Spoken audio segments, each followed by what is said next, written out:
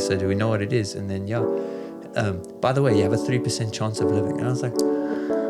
And you know what? I was thinking about this the other day. I normally always see this in movies. Yeah, and I think it only really hits you like after you like out of the situation, like out of the hospital. Hey guys, welcome to the You're Not Alone podcast, and today I have my good friend John, and he's going to be speaking a little bit about his journey and his story. John, can you please tell the podcast a little bit about yourself? Sure. Hello everybody, my name is John. I'm a child of God firstly. I am a teacher, I'm a singer, and a performer. So good to have you here, John. Thank you so much, Luke. I need to mention this because it was so good. John actually just released his new song today, and it speaks a little bit about your story as well. It does. I don't know if you want to mention it now or to give context to it. So I'll let you decide when you want to tell people the name and the YouTube to watch it. To me, guys, it really hit home because I knew John's pain, and I knew what it meant to him. So John, can you please explain to the podcast, how was last year for you? Last year was very, very challenging, but at the same time, it was a blessing. I think with challenges, we learn a lot about ourselves, what we can and cannot do, and I think we surprise ourselves a lot of the things that we can and cannot do. But last year was a blessing and a challenge at the same time. Yeah. And could you please tell the podcast what you went through that was so life changing for you? Yes, so towards the end of last year, I was finishing my teaching degree, and I was diagnosed with kidney failure. And that was something that I did not expect, because I was a very lively, still am, a very lively person. And I thought to myself, that was the last thing that I ever thought would ever happen to me. And you know what, I was thinking about this the other day. I normally always see this in movies. Yeah, it's true. I always see it in movies. And I remember, I don't know if the viewers know Seven Dalan, but I used to love Seven Dalan. I mean, we were all assigned to watch that in school, right? Yeah. And I remember there was an episode of where someone got kidney failure, and someone else gave the person a kidney, and I thought to myself, oh my word, that would never happen to me. And then it happened to me, and I didn't even know, what is this thing, kidney failure? What? Yeah. And so that happened last year, and it was shocking to know that something can happen so quickly. Yeah. As I said, I felt like I was on top of the mountain. I even released a song called Higher. This was before the kidney failure, and it was called Higher. And I thought to myself, gosh, I'm on top of the world now. The best. Nothing can beat me. I'm done with my university, did my drama, did my teaching, I'm doing my concerts. And I released a song called Higher. It was the best thing that I've ever... I even said, I did an interview with someone, and I said, I'm at the best place of my life currently.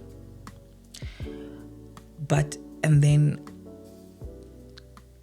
I think, to be very honest with you, my ego was very, very high. I had a very, very big ego.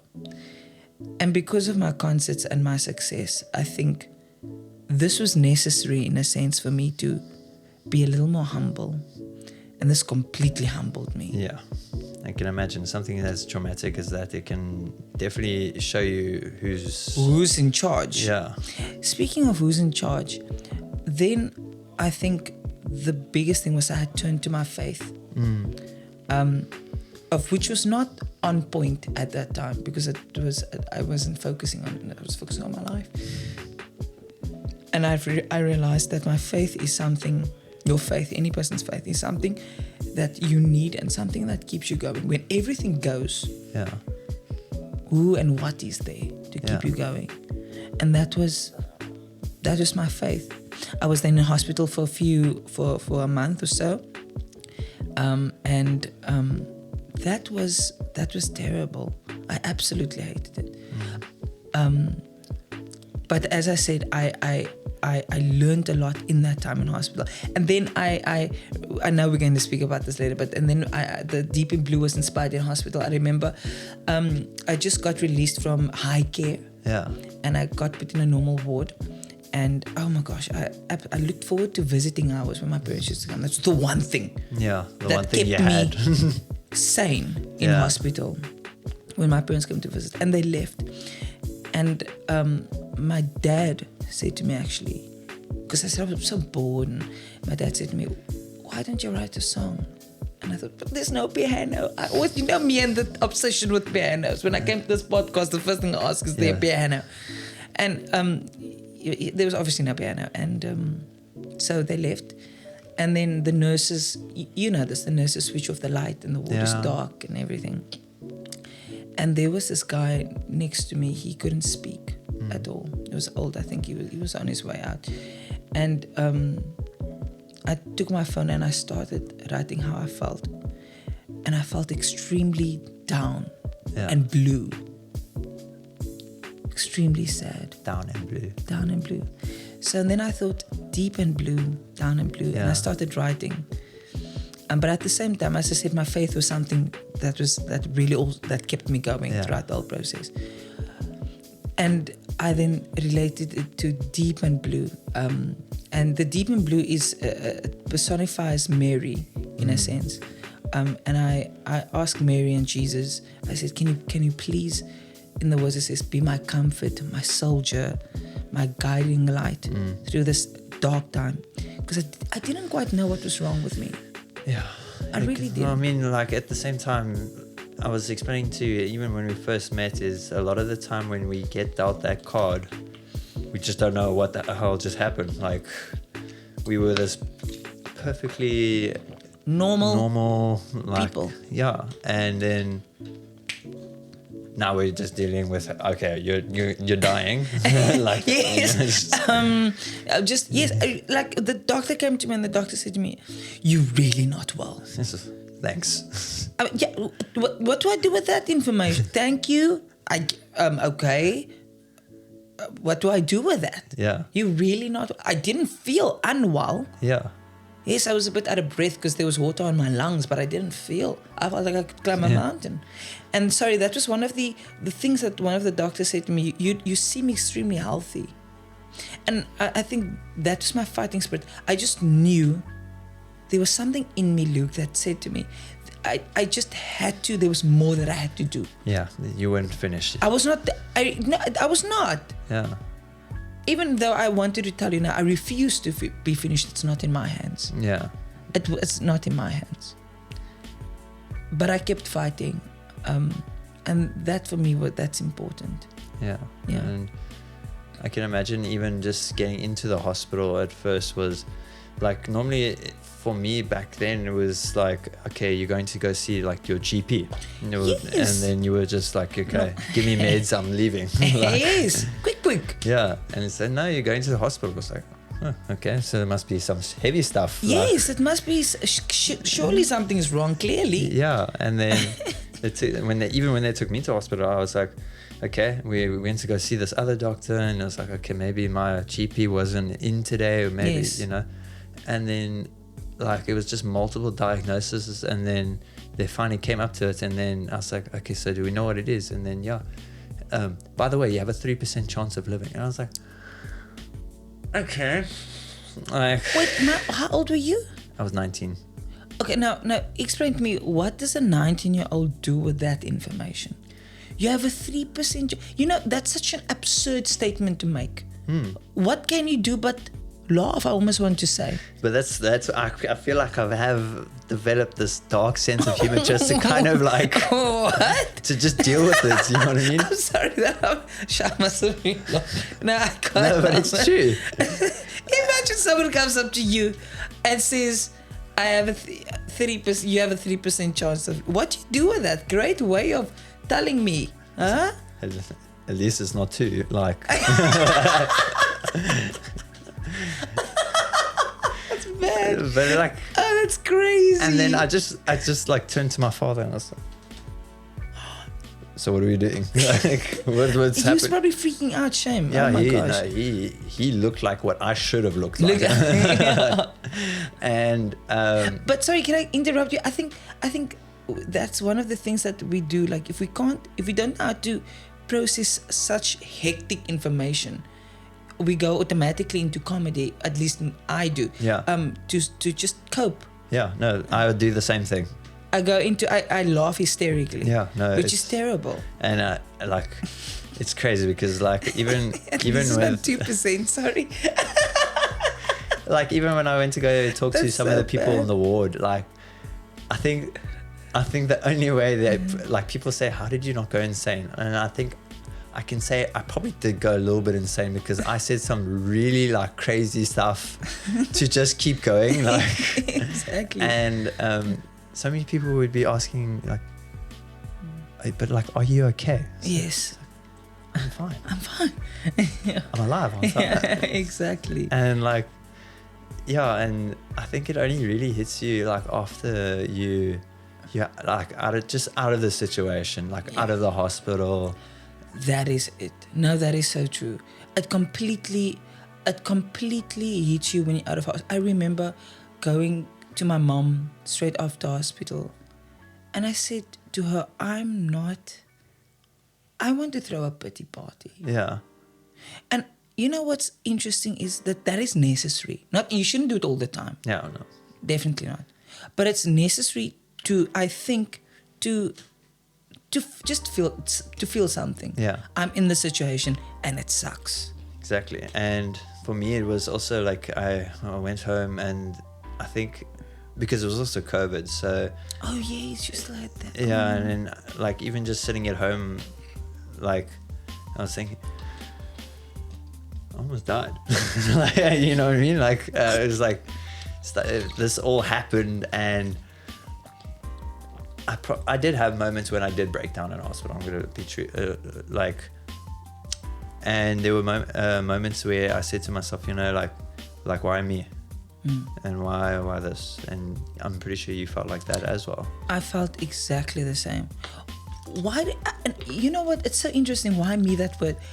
I went to my doctor, my GP, straight after hospital, and we saw one of the church people in the elevator, and she said, they couldn't believe it because how can such a young man become so sick? And I thought to myself, oh, that's terrible to hear. Yeah, like why did you say that?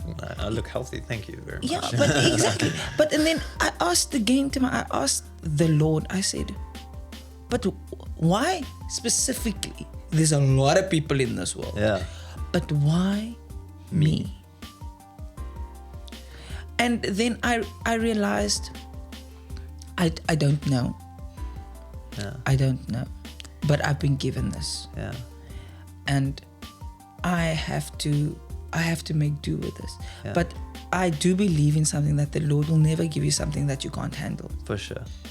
He will always give you something to inspire others with. To do something with it. Yeah. So you said something interesting the other day to me. You said that the Lord gives his toughest battles to his strongest soldiers. As ironic as that sounds, like, I mean, I didn't choose to be in this battle, that's for sure. But I mean, it definitely made me the person who I am today. And I can never, and like you asked me that day, would I change anything? And I said no, because I love what I do now. I love hearing people's stories. And some people ask me, don't I get tired of listening to people's stories? And I said, hell no. Like, these people come to me and they tell me their stories and they tell me how they triumph from it and how they get past it. And, you know, like, that just makes me reminisce on how I did it. That's true. That is so true. And some other people say, like, do you just do the podcast to kind of cope with what you're dealing with? Yes. And I say, like, maybe I do, maybe I don't. But at the same time, I know I find joy and happiness when I hear someone else tell their story and I can see in their faces and see it like in their, when they just tell me the story, and I can say to them, you know, I actually did the same thing. Or and you were like, even when I told you my story, you're like, I never knew this guy was going to relate so much to me. Yes, I was just about to say this while you were speaking. I thought to myself, that was the first day, and that was what, this week. It's the first day, the first time in my life that I felt like I was not alone. Yeah. Because there's someone my age that actually went through the same thing. What? Yeah. This happens. I thought I was the only one. And I then- thought I was alone. Yeah. But yeah, I'm actually not alone. Yeah, I can find solace and peace within someone that can relate to my story. Yeah. And even I remember us talking about the shenanigans of the hospital and everything, and in my mind I went, my gosh, I never thought this. Yeah. Really, in that moment, ironically, I know we are at the podcast of You're Not Alone, but in that moment, you feel so alone. Yeah. I told you that I asked the nurse, am I the only Like, guy that got kidney failure? Like, yeah. and she went, are you crazy? No, there's a million other kids that have Yeah. kidney. And I'm like, what, really? Because you really do feel Yeah. alone. But you don't see those people, and that's what makes you feel alone. And exactly. that's what I was trying to even say, like just hearing about that, that I went through all this, and then I told you I met this 13-year-old girl that was going through leukemia, and what was shocking to me is like I'm now thinking like what you thought, like I'm now like one of the youngest to get this, and Exactly. she said no, there's a 13-year-old girl right around the corner with leukemia, and that just really makes you think like, okay, I got to live another 5 years extra with a normal life. Like Exactly. that is crazy. Exactly. To think. Like, No. That is very, very true. I understand that, and our stories are very much the same. There was also a little girl in my. She was in another room, and she unfortunately passed away. But her passing made me say that gave me even more motivation to get better. I think that was very sad for me. I faced reality for the first time. I faced the reality of death, and then I asked myself, "Wait, am I even ready for this thing called death? yeah, What is death?" I asked myself. It's a whole scary thing because I don't know what's on the other side. yeah, I have faith that something is, but I mean, we actually don't know. You don't know the process of we don't know what's the happened. process of what's happening. So, yeah, it was quite a scary thing, and it made me question a lot of things. This might sound wild and interesting, but while I was in hospital, I planned my funeral. Oh, jeez. And no one knows this. I think when they watch it, even my family, it's going to be the first time that no one said. But I planned my funeral by the entrance hymn, Sure. every single, The flowers and everything. everything. I've planned it. Yeah, So there's a plan. yeah, And that helped me deal with the concept of death and the afterlife and God. I think that's where my song also comes in. Just like protect me while I'm here. Just let me just go out in peace. Please don't make me suffer. yeah, And if I'm lucky enough, and if you grant me enough days to live, may it be that I then inspire others. yeah, And so I then really wanted to go into teaching. Oh gosh. Then when I got in my classroom, I remember I still had my catheter in my neck.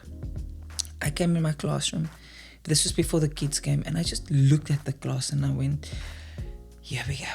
The Lord's not done with me just yet. yeah, exactly. I have 23, 24 children to inspire.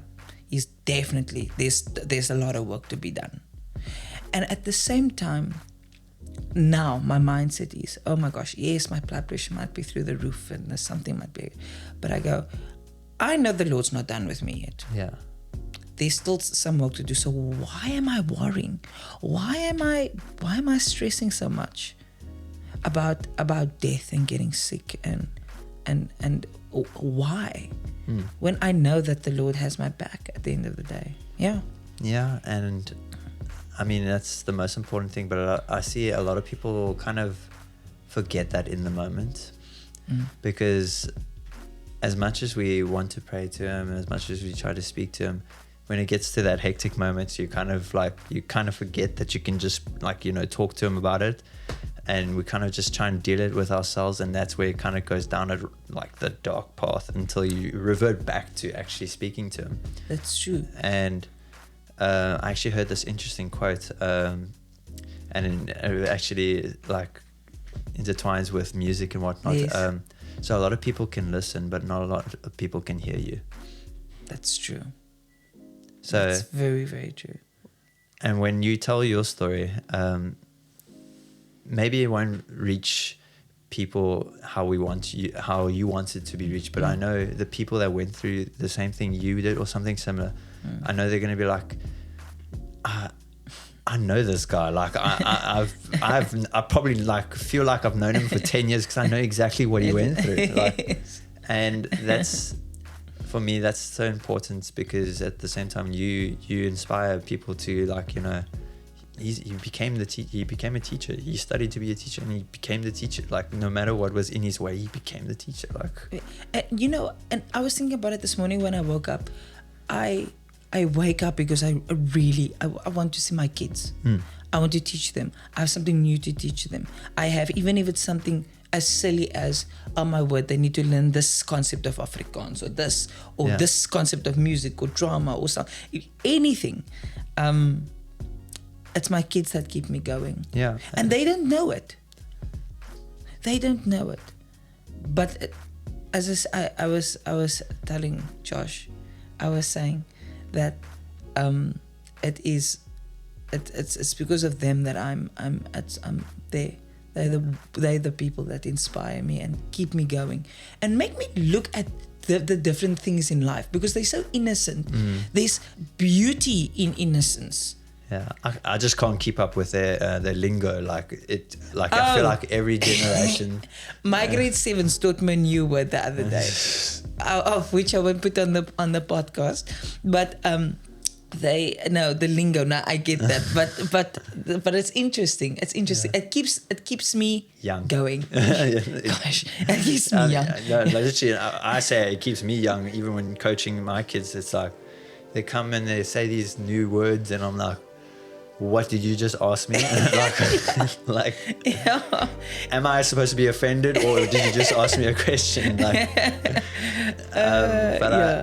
Like you said, I'm glad that you have something that can also, keep you going, because I feel like that's important.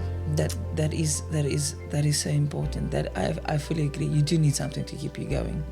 Whether it be faith, religion, or your family or community, I think you need that basis. Yeah. You need a nice backup behind you. For sure. And I wanted to ask you, with your diagnosis, was there any challenges around your life? Oh yes. Oh my word, completely. I loved swimming. Oh, I loved it. I used to be. Unfortunately now, because they moved the catheter to my side, I am unable to swim. My biggest thing was, will I be able to perform? And I remember I sat with a psychologist. Yeah. And she said to me, I asked her, I will do it. I just want to perform. I want to be on stage.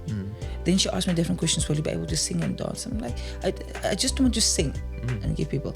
But yes, definitely. The way I eat, I have a strict diet now, of which I don't always abide by. Yeah. But I need to. You gotta live life. No, you have to live life. No, I agree. No, you have to live life. And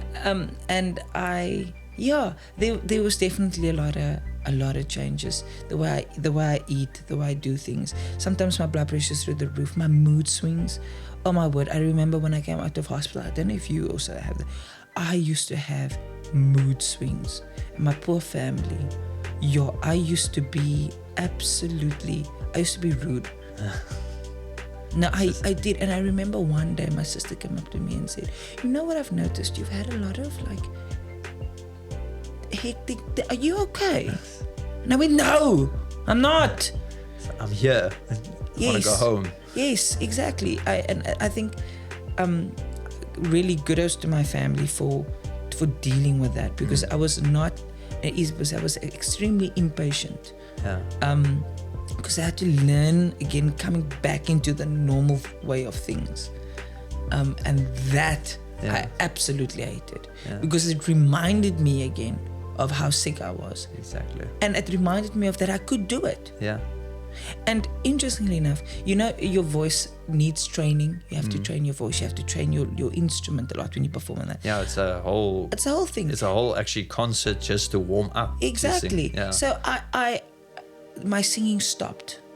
Everything just stopped. And that was very bad. And then all of a sudden I had to work it up again. And Deep in Blues, the first thing afterwards. So I'm proud of myself that I had the courage. I originally didn't want to do it. I was so scared. Well, I'm proud of you. I mean, when I watched it, I was like, I know this guy. Like, thank you. No. I was gonna say like AGT, like Charlie. No, thank you. I appreciate that. But I must be honest with you, it was a very scary process. It was very like, oh my gosh, I'm doing this again. And am I ready? Am I confident? Is everything going to be fine? But all new things are scary. All new things are scary. All new things. But that's what keeps it exciting. That's what keeps it exciting. That's true. That is very true. And to be honest, I really haven't processed the entire coming out of the single. Yes, I know. I haven't processed the entire coming out of the single because today was a bit hectic. But I will. Yeah. You mentioned to me the other day that you struggle to kind of deal with what you went through. I still do. I'm still grappling with it. Yeah. Simply because I like myself being a performer and an entertainer. Yeah. And the people's person. Yeah. The person of the people. I love being that. And not the character, just being me. Yeah. That was me. And me and my sister had this conversation. You know I have a twin sister. Yes, you told me. It's almost like a part of yourself you have to forget. It almost dies.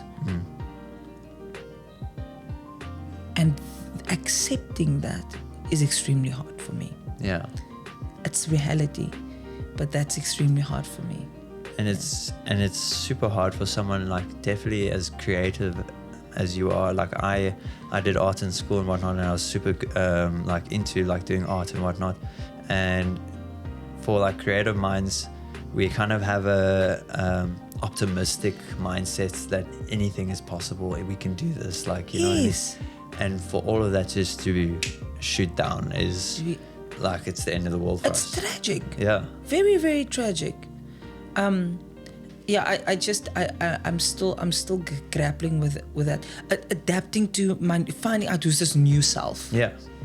Who's this new, what this new self can do, but at the same time, I don't want to let go. It's that you're almost like reborn. Like yes, you're almost reborn, but it's reborn with what you knew. Yeah. And that's the challenge, because I knew how I was and what I could do, but now I am and what I can't do. Yeah. And that's the challenge. And I feel like I'm also like, as much as I make it sound like I'm like all Gucci with everything, like, I'm also still like, you shouldn't feel like, you know, Luke has it figured out. Why don't I figure it out? Like, yes. I also feel like I'm still figuring it out, and I get moments where I'm like, and I look up to God and I'm like, you gave me a second chance. Am I doing what you wanted me to do? Maybe it wasn't a good idea. Like, you know, you get self-doubt like that. And then I actually came across this quote, and I thought of you and I in this situation of, it eventually gets better without any sort of explanation. One day you'll just realize that you're no longer upset. and you're no longer mad, hurt, or bothered by things that took you so much of your energy and thoughts. You'll find yourself in a peaceful place and enjoy that feeling. That's very beautiful. I can't wait for that day. Yeah, and I'm telling you, it's going to be soon, because the fact that you were able to just produce a song and put it out there, and it's the first of many that's coming next, and and I don't mean it to say like because I know you and whatnot, like you do have a really great voice, and I definitely think you can go far in what you want to do. Thank you. And I imagine like this won't be the last time I see you. As you said, you potentially want me to even come do a seminar. Yes. And I would love to have you like with me in the seminar, just to even explain, because maybe your kids actually don't even know the deeper side of what they you know, one of my boys came up to me today, and he said, after rehearsals, he said, "Sir, before my exam, they weren't writing. I saw that your music video came through.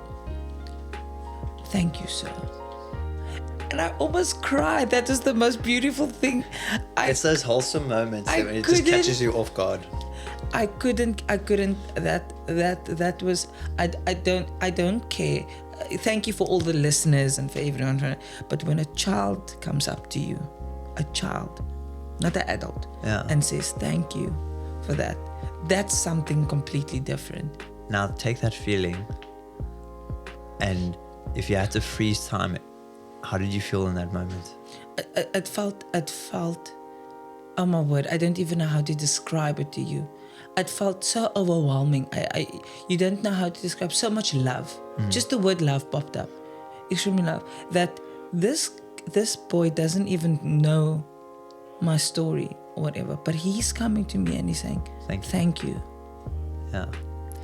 I get messages like that for You're Not Alone as well, and for me it's like, it gives me that like sense of like I'm actually doing something, like I'm doing something for people, I'm doing something for me, I'm doing something for just like, you know, the world. And those messages, those little messages saying like, Luke, I really want to say thank you for like those videos that you post and whatnot, because I struggled through this and whatnot, and I really needed to hear that podcast. And I know that feeling that you got from that kid just coming up to you and just saying, like, I get that feeling from everyone that says like, You're Not Alone is like the best.com. Like,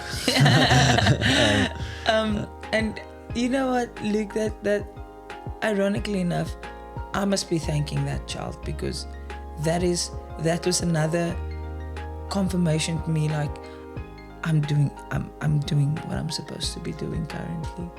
This is why I'm here. Yeah. Not necessarily for them to know my story, but for them to just see that if anything is possible, if you put your mind to it, faith, a little bit of hope, and love, and you'll create something beautiful. Yeah, you just got to keep going at it. And no matter, I always explain to my friends that are like trying to start new things, just imagine yourself pushing a rock. You shouldn't think about how far you're going to push it, but you should imagine just edging it, just little by little, because at the end of the day, where you'll find yourself is that you actually move the rock maybe 5 meters, maybe 2 meters, but at least it went forward. And when I say to them after that is like, remember that time when you said, I really need I'm praying to God about me becoming successful and becoming great and whatnot. Isn't it crazy that when you said to God, can you like help me out of the situation? Remember your blessing that you got now. Yes. So look at that. You see, that is so true. I didn't even think of it like that. No, that is so true. No. Yeah. And one of these questions I want to ask you is, what is some of like advice you would give to people that went through your situation? It is okay to break down, but it's even more important to at least try. Yeah. To at least try and get up again, and it's no harm in going to God. God is not going to be angry. You don't have to be a religious person. You don't have to be. God is not going to be angry, or if a higher power or whatever you believe in. I think that is so important to have that fundamental of faith behind you in that. Yeah. And what I tell people is most of the time, and I even told you, a lot of people worry about where they're going instead of where you're at. Oh. And as long as you put one foot in front of the other, you'll make it. Maybe you'll take a step back sometimes. Yes. But that's okay because you're familiar with that step. Yes. It's not like if I see a bush on my right and I keep on going and I get back to the bush, at least I know where I am. Exactly. Because I've seen that bush before. So you should never feel afraid of being pushed back. Exactly. As long as you keep the mindset, step by step, I'm going to make it. Yes. No, that's wonderful. No, I fully agree with that advice. Step by step, little by little. Don't put too much pressure on yourself. It's going to be fine. Yeah, I'm telling you, the pressure from that scene that you and I both went through, it's like, you asked me why, Luke, you're such a mellow person. What did you go through to get to that part? Yes. And that's what I was telling you. If you had to see me from the side of the room, you said to me, I just would think you were a normal guy. You did nothing. Yes. Little do you know that this guy went through hell and back. And I'm but he's so mellow. But that's how I see you as well. You're very you're such a kind soul, as well as I would say more energetic than me. A lot of people are, but I was saying to John, most people get the impression that I look high or really tired most of the time. When I saw you for coffee, I thought you were very tired, to be honest. No offense. No. I really did. I just keep my eyes closed quite often because it makes me it's mostly from I get the cramps at night and whatnot, but at the same time it's also because I'm very sensitive to light and whatnot. Yes. But I promise you, I was not tired. I know. Maybe a little bit. We've come to the end of the podcast, but my last question is the famous question I like to ask at the end. What does You're Not Alone mean to you? That no matter what, God will always be there. God will always be there. Everything can tumble around you. Your health, your success, your family. But the one person that won't leave you is God. And therefore it's important to honor Him and to praise Him in everything that we do. And thank Him for all His goodness and His mercy on us. But You're Not Alone is, when I hear that, I hear hope. And I hear a new life, rebirth, as you say. That's a beautiful, You're Not Alone. And I thank you so much actually for that answer, because like I said to you, it's so crazy what it means to everyone. And it's all different insights, but like I said, it's also, it all falls under the same category. Yes. And it does. I mean, I can't describe to you, John, the way when people say to me You're Not Alone means this to me, and I'm that's what I was trying to envision for people. It's it's a multi-purpose meaning. Yes. And it means something to you. And when I say You're Not Alone means something so important in the moment, but can be so easily forgotten over the long period. It's true. John, I would like to say thank you for joining me on the podcast. No, it's an honor. Thank you. Would you like to tell the podcast again where they can find your YouTube channel to watch your latest song? So you can watch my latest single, Deep and Blue, on YouTube. Just type in John Grindstein, Deep and Blue, and then you'll get it there, and you'll see my story in song. All right. Thank you so much, John, and thank you guys for joining the podcast. Hopefully see you guys soon, and please don't forget to like and subscribe. Cheers, guys.